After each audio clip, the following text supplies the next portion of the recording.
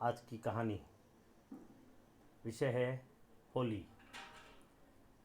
होली के त्यौहार में सभी व्यक्ति रंगों में रंगे हुए बाजार में गीत गाते नाचते गाते होली मना रहे थे।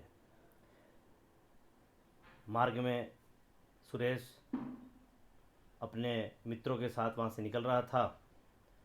होली के रंगों में रंगे हुए व्यक्ति बहुमुश्किल एक दूसरे को पहचान रहे थे। किसी का चेहरा नीला, किसी का काला, सिर पे किसी ने कपड़ा बांध रखा था, किसी ने मुंह पे गमछा बांध रखा था। मानो नित्य नए रंग रंगीले अवतार लेकर भगवान शिव की बारात के अंदर जो शामिल बाराती होते हैं उस तरह के सब व्यक्ति लग रहे थे। सुरेश अपने मित्र को वहीं छोड़कर जैसे ही अपने गाड़ी को लेकर रास्ते में निकला, रास्ते में आगे गया तो एक मोड़ पर दो बैल बड़ी क्रूरता से बड़े गुस्से में लड़ रहे थे।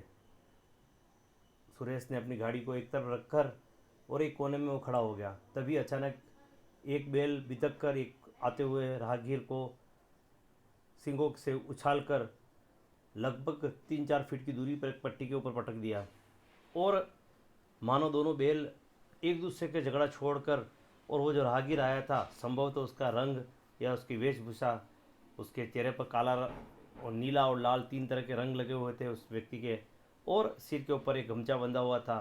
पतली काया थी। उसको पहले तो उछाल कर पटका और उसके ऊपर सिंगों से वार करने लगे। किसी की भी हिम्मत नहीं हुई कि उस व्यक्ति को बचाए। कौन आखिर इतने क्रूर और गुस्सेल बैल से टक्कर लेवे।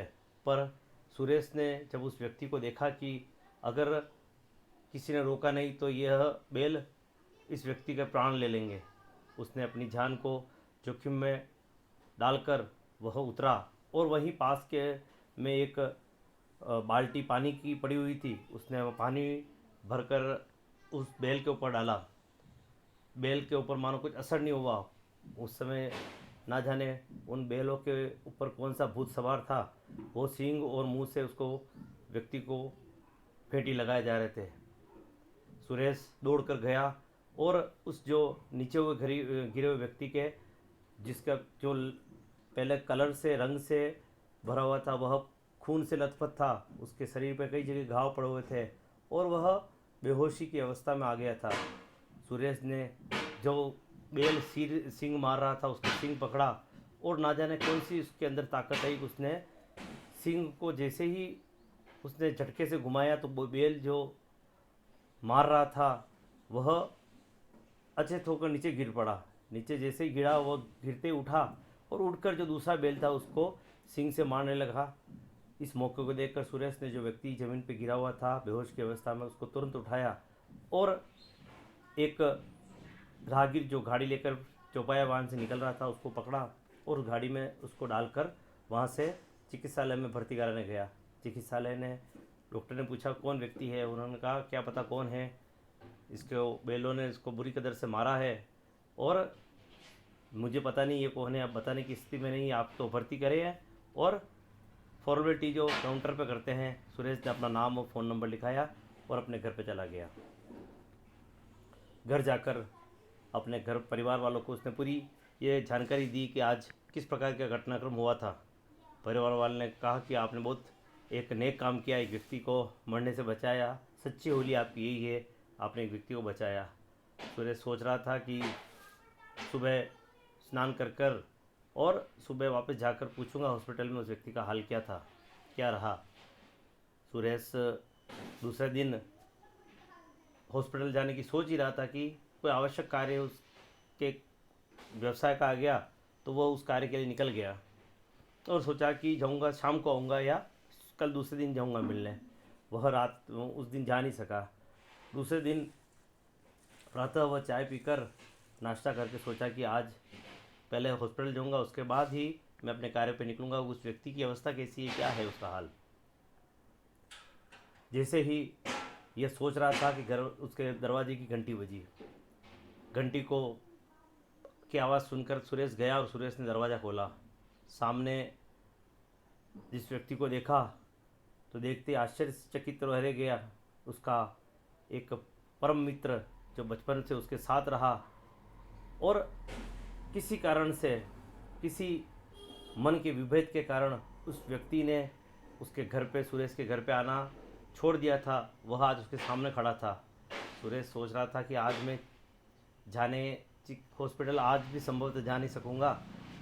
जिस काम से कल जाने वाला था वहाँ कल किसी और कार आ गया, आज ये व्यक्ति, ये मित्र आ गया। मित्र तो था परंतु लंबे समय से कई बार अभिन्न मित्रों में भी किसी गलतफहमी के कारण, किसी बाहरी व्यक्ति के कान भरने के कारण मन में भेद पड़ जाता है और व्यक्ति बिना ही बात पर एक दूसरे से बात करना बंद कर देते हैं और धीरे धीरे यह अलगाव या दूरी बढ़ती बढ़ती कई किलोमीटर लंबी दूरी हो जाती है। यही आज सुरेश के साथ हुआ। सुरेश का जो मित्र रमेश सामने आया था, उसको देखते हुए बोला, अरे रमेश। रमेश कुछ बोला नहीं, केवल सुरेश के पैर पकड़ लिए उसने और रोने लगा। रमेश को उसने पकड़ा, उठाया, उठाकर अंदर कमरे में ले गया और कुर्सी पर बिठाया। आज कैसे आना हुआ? सुरेश ने केवल इतना ही बोला। रमेश के चेहरे पर देखा तो कई जगह उसके चेहरे पर घाव, शरीर पे घाव थे। ये क्या हुआ रमेश तुम्हें? रमेश की आंखों से आंसू आ रहे थे, वो बोल नहीं पा रहा था। बताओ भाई क्या हुआ?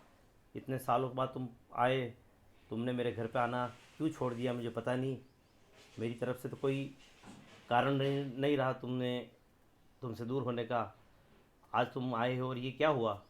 रमेश बड़ी मुश्किल से अपने आप को उसने संभाला और रमेश ने कहा, भाई आज ये जान बची है तो तुम्हारे कारण। मेरे कारण?